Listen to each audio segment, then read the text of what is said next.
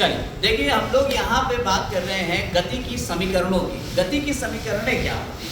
सबसे पहले तो आप ये समझिए कि कोई वस्तु है जो एक समान चाल से चल रही है, एक समान तरीके से, कि उसका वेग जो है वो बढ़ता चला जा रहा है, ठीक है, उसका त्वरण एक समान है, एक समान त्वरण है। त्वरण का मतलब तब होता है जब त्वरण शब्द तब आएगा जब वेग में परिवर्तन होगा, और एक समान रूप से वेग में परिवर्तन होना या तो बढ़ती चली जा रही है या घटती चली जा रही है। यानी कार या तो आपकी स्पीड बढ़ती चली जा रही है कार की, या कार की स्पीड घटती चली जा रही है एक समान रूप से, यानी उसमें त्वरण है, ठीक है।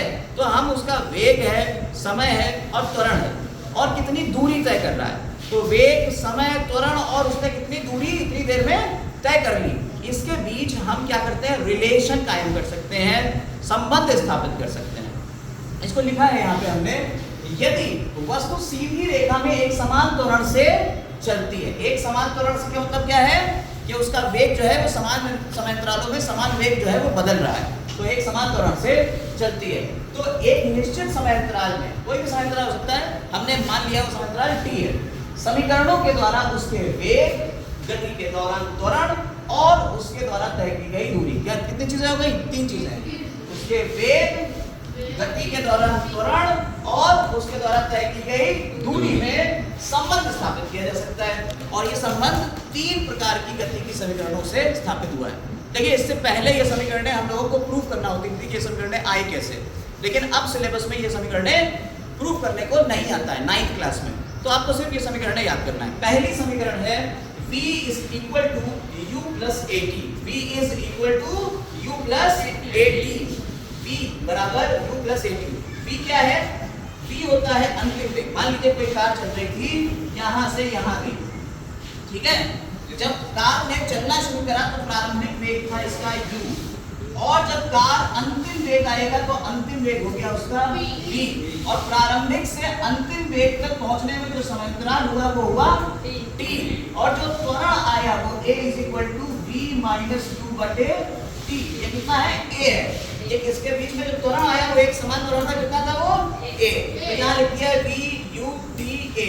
और यहाँ से यहाँ तक जब चला गया, वेग बढ़ा तो कुछ दूरी तो तय करी होगी भाई। आप जब दौड़ते हो तो स्पीड जब बढ़ती है तो कुछ दूरी तो तय कर लेते हो, तभी तो बढ़ पाती है स्पीड। तो हमने कहते हैं यहाँ से यहाँ तक की दूरी कितनी है, s इसके बीच की दूरी है, v से u तक के बीच की दूरी कितनी हो गई, s हो गई, यानी t समयांतराल में s दूरी भी तय कर लेता है। क्लियर है? तो पहली समीकरण आपकी प्रथम समीकरण कौन सी हो गई, गति की प्रथम समीकरण है v बराबर u plus at। इसमें आपको दो संबंध मिल रहे हैं, एक त्वरण और दूसरा वेग।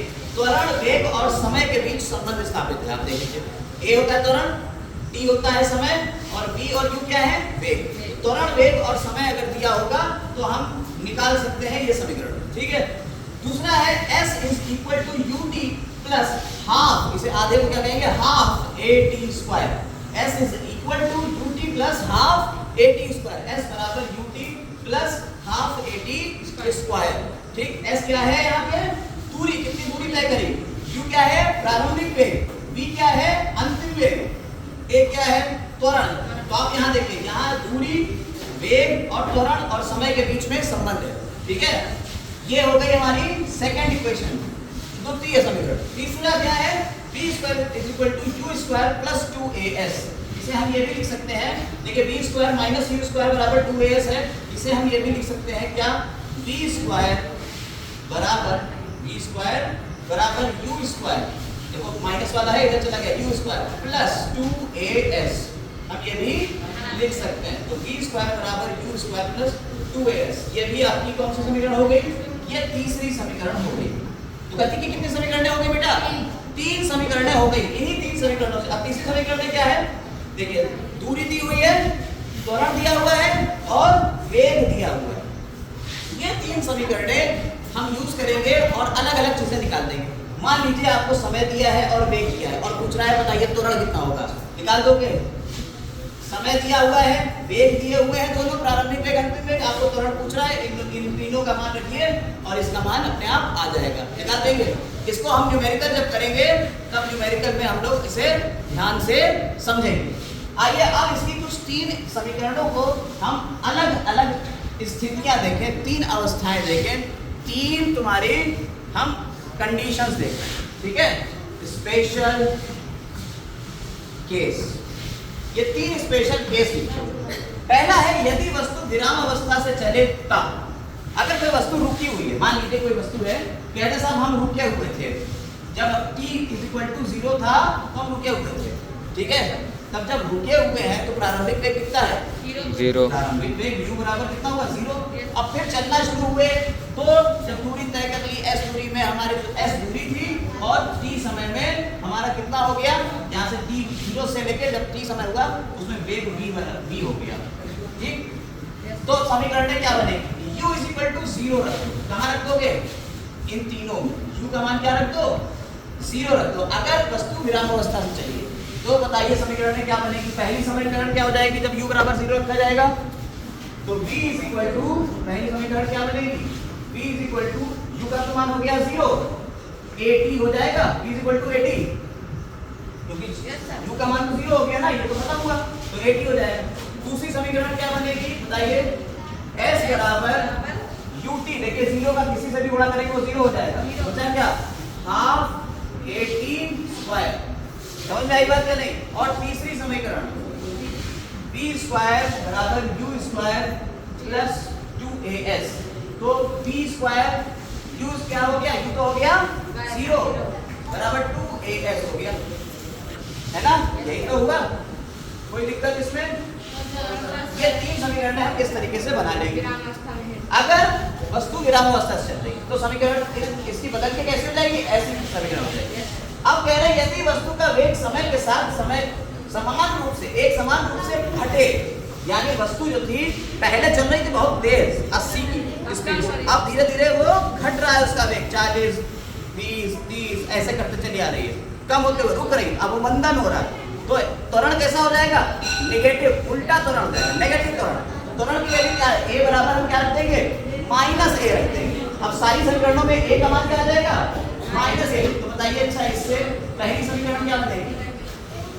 b बराबर u -80, माइनस रख देंगे ना ये, माइनस का है। दूसरा क्या हो जाएगा?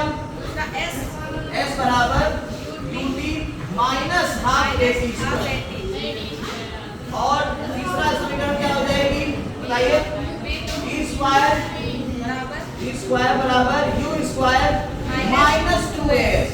a सब में क्या हो गया? माइनस का हो गया, अब समीकरण क्या हो जाएगी? ये हो जाएगी। समझ में आ गई बात या नहीं?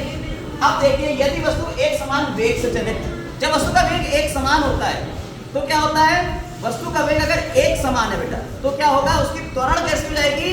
0। और त्वरण 0 हो गया तो बताइए अच्छा समीकरण में बताइए v बराबर पहला v बराबर क्या हो जाएगा? v = u + 80 होगा कि नहीं? नहीं होगा, a का मान 0 है, ये तो पूरा 0 हो जाएगा, v = u हो जाएगा। समझ में आई बात या नहीं? दूसरी समीकरण बताओ जल्दी से। s बराबर ut प्लस हाफ 80², ये तो हो गया 0, तो 0 का मल्टीप्लाई किसी से करोगे पूरा 0 हो जाएगा, तो u हो जाएगा ut बस। और तीसरी समीकरण क्या आ जाएगी बताओ जल्दी से? b² बराबर u² प्लस 0 होगा, कुछ नहीं, बस 3 समीकरण ये ऐसी हो जाएंगी। समझ में आई? ये स्पेशल केस है। अगर क्वेश्चन में ये दिया हुआ है कि वस्तु एक समान वेग से चल रही है तो ये वाली समीकरण लगाएंगे, वो नहीं। अगर क्वेश्चन में ये दिया है अगर वस्तु में अवमंदन हो रहा है, कम हो रही है उसकी स्पीड, तो ये वाली समीकरण लगाएंगे, वो वाली नहीं। और अगर कह दिया है वस्तु विराम अवस्था चल रही तो ये वाली समीकरण लगाएंगे, वो वाली नहीं। और अगर नॉर्मल कुछ ऐसा नहीं दिया है तो ये वाली समीकरण लगाएंगे। कल इसके ऊपर 2-4 क्वेश्चन और लगवाएंगे, तो क्वेश्चन लगाने से आपको समझ में आ जाएगा। लेकिन ये समीकरणें सारी आपको समझ में आ गई कैसे लिखी है, इसको याद करके आइएगा कौन सी समीकरणें क्या हैं। ठीक है, समझा हमने पूरा दिया है, लिख लीजिएगा, नोट्स बना लीजिएगा, याद कर लीजिएगा। कल इसके ऊपर क्वेश्चंस होंगे। ठीक है, चलिए।